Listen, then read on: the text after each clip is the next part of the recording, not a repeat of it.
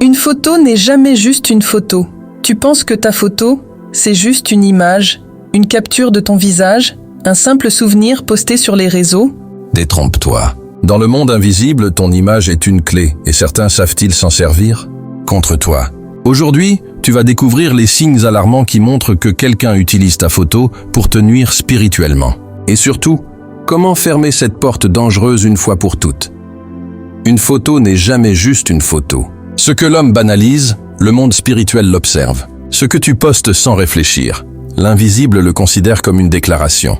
Chaque image de toi porte une empreinte, pas seulement celle de ton sourire, de ton regard ou de ta tenue, mais celle de ton essence. Tu vis dans un monde où tout se capture, où chaque instant devient une publication. Mais ce que tu ne vois pas, c'est que le monde invisible ne scrolle pas pour liker, il scrolle pour infiltrer. Une photo, pour toi, c'est un souvenir. Mais dans le royaume des ténèbres, c'est une clé dimensionnelle, un accès légal, un point de contact spirituel. Tu crois que c'est juste toi assis à table, tenant un verre, regardant la mer? Tu crois que c'est juste une image prise en famille, en paix, en joie? Tu crois que c'est innocent? Mais tu ignores que certains voient au-delà des pixels.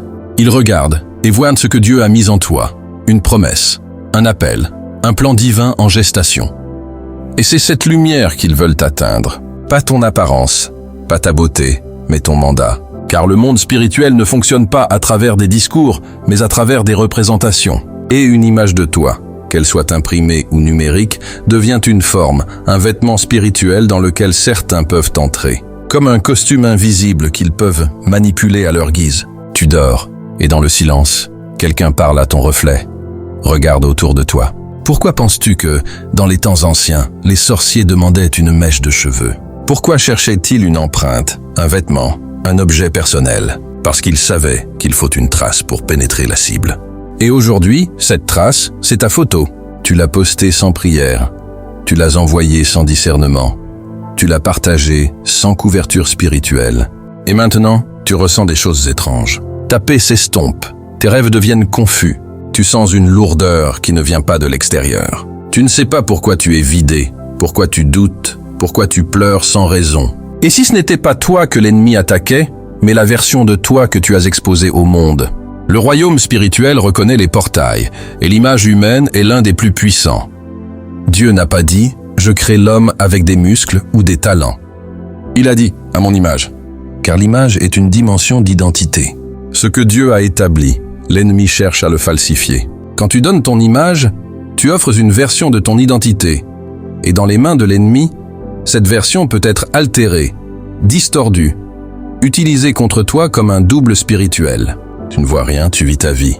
Mais quelque part, quelqu'un pose ton image sur un autel. Quelqu'un invoque ton nom en regardant ton portrait.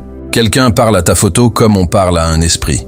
Parce que, dans certaines sphères occultes, ce n'est pas ton corps qui est nécessaire, c'est ta représentation. Tu es peut-être en train de te demander « Pourquoi moi ?» Pourquoi mon image? Parce que tu portes quelque chose.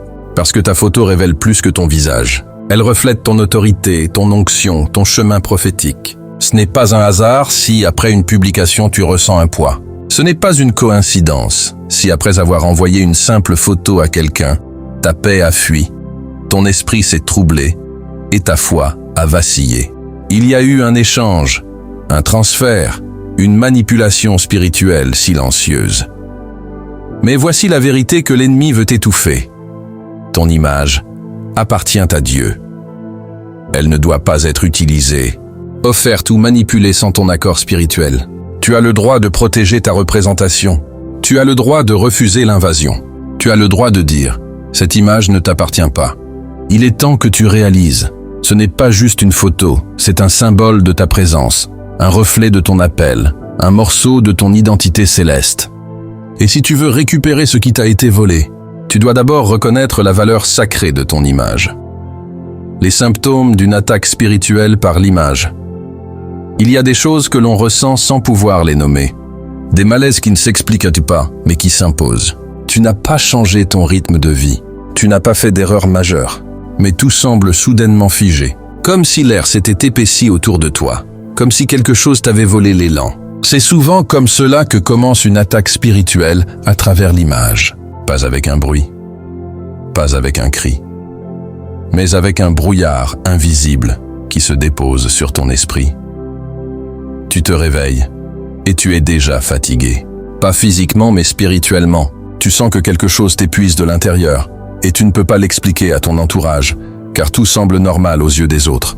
Mais en toi, il y a un poids qui ne te quitte pas. Et puis, il y a ces rêves étranges. Pas des cauchemars classiques, mais des visions nocturnes où tu te vois parfois observé, parfois emprisonné dans un miroir, parfois dans des lieux que tu ne reconnais pas. Quelqu'un te tient par le visage, quelqu'un manipule ton image. Tu te réveilles avec un sentiment de violation intérieure, comme si on avait touché à ton être profond sans ta permission. Et ce n'est pas qu'un rêve, c'est un signal, un message, un signe que ton image a été projetée dans un espace qui ne t'appartient pas. Tu remarques aussi une stagnation brutale. Des projets prometteurs, des relations saines, des opportunités ouvertes, tout s'arrête net, sans conflit, sans raison. Les portes se ferment une à une, comme si une ombre invisible te précédait partout. Tu envoies des mails, tu fais des appels, tu poses des actions, mais rien ne répond, comme si ton nom était devenu confus dans l'esprit des autres. Et le pire, c'est cette désorientation spirituelle. Toi qui étais fervent dans la prière, attentif à la voix de Dieu, tu ne ressens plus rien. Ton cœur devient lourd, ta bouche devient muette. Tu essaies de prier, mais tes mots tombent comme des pierres dans un puits sans fond. La communion est comme interrompue, comme brouillée par une force étrangère. Tu te demandes, est-ce moi qui m'éloigne ou est-ce qu'on m'a volé quelque chose? Puis, il y a le regard des autres. Tu entres dans une pièce et les regards changent. Les gens deviennent froids, distants.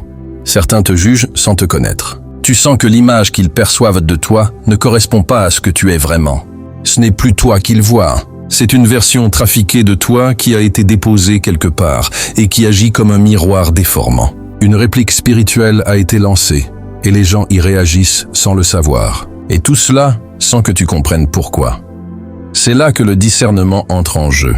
Tu dois apprendre à écouter les soupirs de ton esprit, car l'Esprit de Dieu ne te laisse jamais sans indice. Il te montre, il te prévient, il te parle à travers ces malaises inexpliqués. Quand le rejet devient constant, quand les blocages se répètent, quand ta paix se dissout sans cause apparente, quand tes rêves deviennent des champs de combat, alors il est temps d'envisager que ta photo a été utilisée dans le mauvais camp. Ce n'est pas être paranoïaque, c'est être vigilant dans l'esprit. Le monde spirituel fonctionne selon des lois invisibles, et l'une d'elles dit « Ce qui te représente peut être utilisé contre toi ».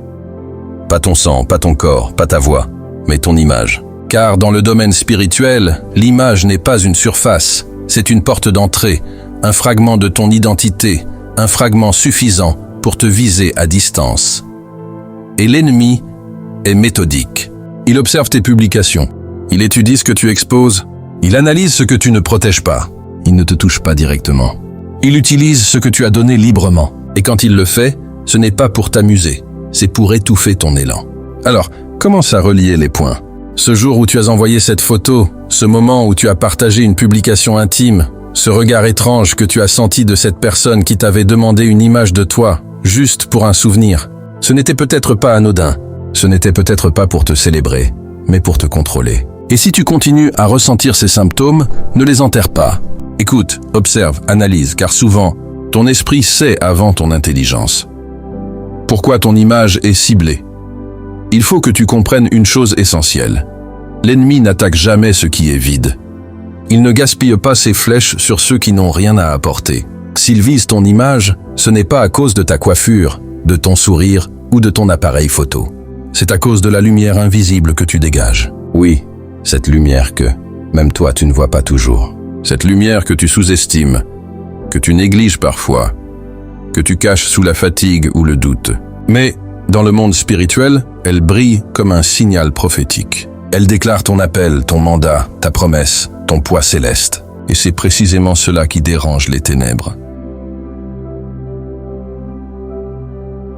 Ce que tu portes en toi est une graine d'impact éternel. Tu n'es pas une silhouette parmi d'autres. Tu es une réponse divine, un instrument choisi. Alors il faut bien comprendre ceci. Les sorciers, les envieux, les manipulateurs ne perdent pas leur temps sur des cibles sans feu. Ils cherchent les porteurs de l'huile. Ils repèrent les flammes. Ils suivent les visages prophétiques, comme les loups suivent une trace d'odeur dans la nuit. Et quand ils trouvent une brèche, un manque de discernement, une exposition inutile, un moment d'innocence numérique, Ils capturent ton image parce qu'ils savent que l'image est un réservoir de puissance spirituelle. Et qu'en touchant l'image, ils peuvent tenter d'obscurcir la mission. Tu crois que c'est juste une photo publiée après un bon moment? Mais, dans l'invisible, c'est un signal déclencheur. Chaque fois que tu postes sans prière, sans couverture, sans conscience, tu déposes une part de toi dans un espace ouvert, et certains rôdent autour de cet espace. Des regards invisibles, silencieux, mais profondément malveillants. Ils ne veulent pas ton sourire. Ils veulent ce qui te rend dangereux pour leur royaume. Tu remarques que ta vie ralentit après certaines publications. Tu sens que la fluidité de ton quotidien s'effrite après que tu as envoyé une image à quelqu'un. Ne minimise pas, car ce ralentissement n'est pas naturel. Il est intentionnel, et il révèle une vérité souvent ignorée. Ton image spirituelle dérange. Elle rappelle aux forces du mal que tu es porteur de destinée. Elle rappelle aux puissances ennemies que Dieu a marqué ton front, et que tu es destiné à briser des chaînes, à sortir des familles de l'esclavage spirituel, à faire tomber des autels anciens. Mais voilà, l'ennemi connaît la puissance de l'image. Il sait que Dieu crée par l'image. Il sait que le Fils est l'image visible du Dieu invisible. Il sait que chaque reflet contient une dimension d'autorité. Alors, il veut voler ton image, la distordre, la salir, la retourner contre toi. Pas pour t'amuser, pas pour t'humilier, mais pour détourner ton appel. Parce qu'un chrétien qui doute de son identité devient inoffensif. Et un chrétien qui ignore que son image a été falsifiée devient vulnérable. Il continue de prier sans comprendre que l'ennemi a imprimé un masque dans le monde invisible. Et que c'est ce masque que les gens voient à sa place. Tu n'es pas méprisé parce que tu es méprisable. Tu es rejeté parce qu'une fausse version de toi circule dans l'esprit. Et tant que tu n'as pas repris le contrôle spirituel de ton image, tu risques de vivre en décalage avec ce que Dieu a vraiment établi pour toi. Mais aujourd'hui, je viens te dire ceci. Si ton image est ciblée, c'est parce que ton identité est dangereuse. Ce n'est pas une malédiction, c'est une confirmation. Tu es dans la ligne de mire des ténèbres, parce que le ciel t'a placé sur une ligne de destinée. Le combat autour de ton image n'est que le reflet du combat autour de ton appel. Ce n'est pas personnel, c'est prophétique. Et si tu veux renverser cette stratégie, il faudra d'abord que tu oses croire ce que l'ennemi a déjà perçu en toi. Tu es une menace, tu es une lumière, et ton visage est une flamme. Comment fermer cette porte spirituelle? Fermer une porte spirituelle, ce n'est pas juste une intention, c'est un acte d'autorité. Tu ne peux pas permettre à l'ennemi de circuler librement dans ta vie avec ton image entre ses mains. Si l'Esprit t'a révélé qu'un accès a été ouvert, alors tu as aussi reçu la capacité de le refermer et de le sceller. L'erreur que font beaucoup de chrétiens, c'est de croire que ce genre de bataille se gagne uniquement avec des émotions ou du stress. Non, il faut des protocoles spirituels, des actes ciblés, des paroles de feu, des alignements intérieurs. Car ce n'est pas avec la peur que tu bloques un autel démoniaque. C'est avec la révélation et l'autorité. Renonce en prière à toute utilisation de ton image. Tu ne peux pas laisser ton image être utilisée comme une porte sans y opposer une résistance verbale spirituelle. Les esprits fonctionnent avec des alliances, des permissions et des déclarations. Tant que tu restes silencieux, ils considèrent que tu es passif, voire consentant.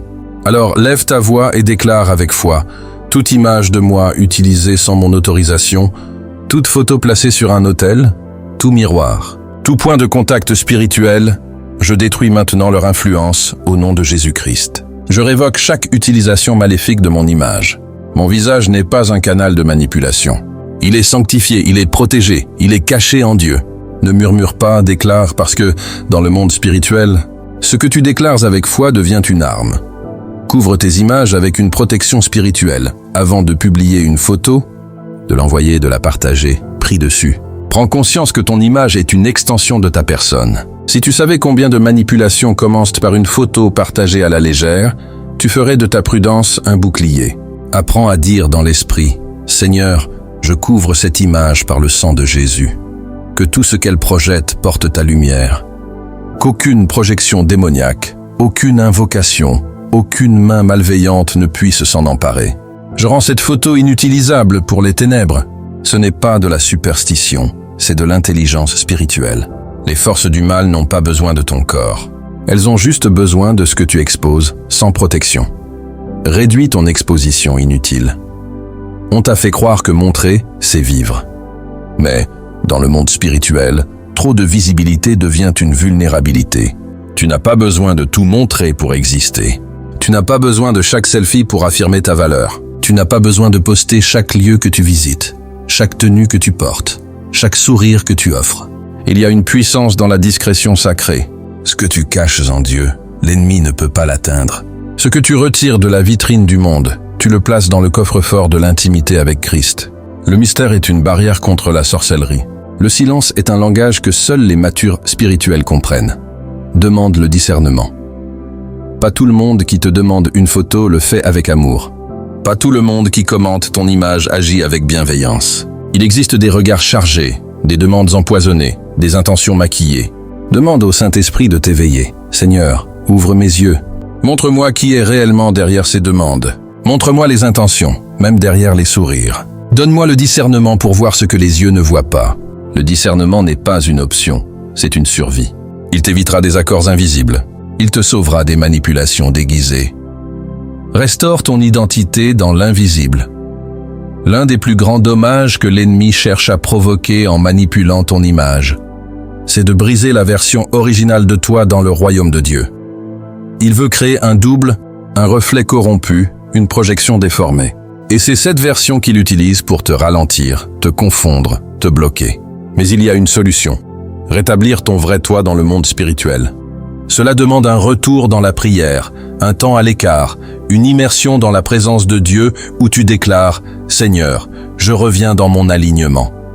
Je récupère mon image divine. Je réclame ma version céleste. Je me débarrasse de tout double spirituel. Je refuse d'être représenté autrement que par ton plan parfait. » Dans cet espace, Dieu restaure ce que d'autres ont falsifié.